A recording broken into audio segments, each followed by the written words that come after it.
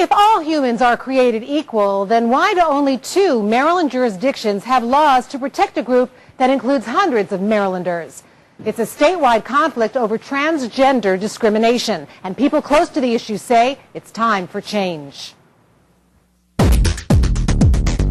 Life wasn't always a walk on the runway for Marylander Isis King. These days, she's strutting her stuff, cool and confident as a contestant on America's Next Top Model.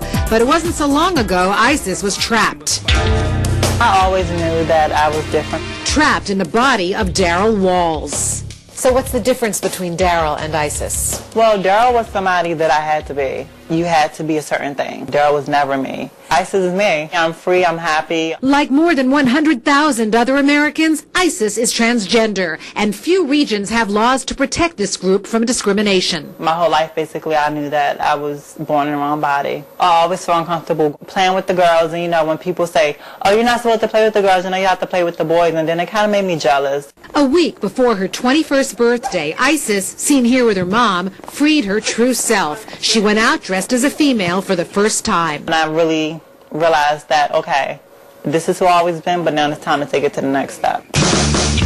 Just 2 years later, Isis is a celebrity. I'm helping people to realize that just because you're transgender doesn't mean you're a freak, or doesn't mean that you're any different from anybody else. But being transgender goes beyond appearance. Like Isis, Montgomery County resident Maryanne Arnow is preparing for gender reassignment surgery with hormone treatments. But that's not the biggest hurdle. Even though I was told that I was one of the most qualified applicants that they had ever seen, I was never able to get a follow-up. Currently, Baltimore City and Montgomery County are Maryland's only jurisdictions where citizens can be fined for transgender intolerance.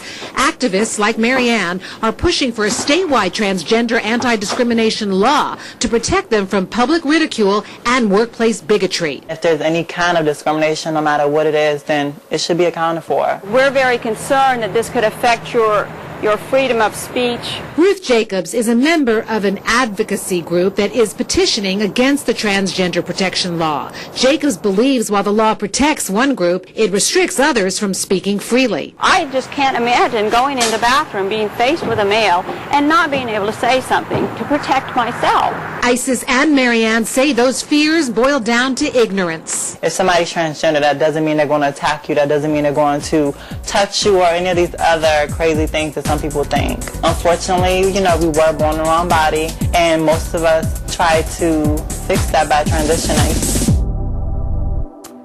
Maryland lawmakers tell WJZ they will push for a statewide anti-discrimination law again next session. Also, we've just learned that Tyra Banks, host of America's Next Top Model, is offering to pay for Isis gender reassignment surgery.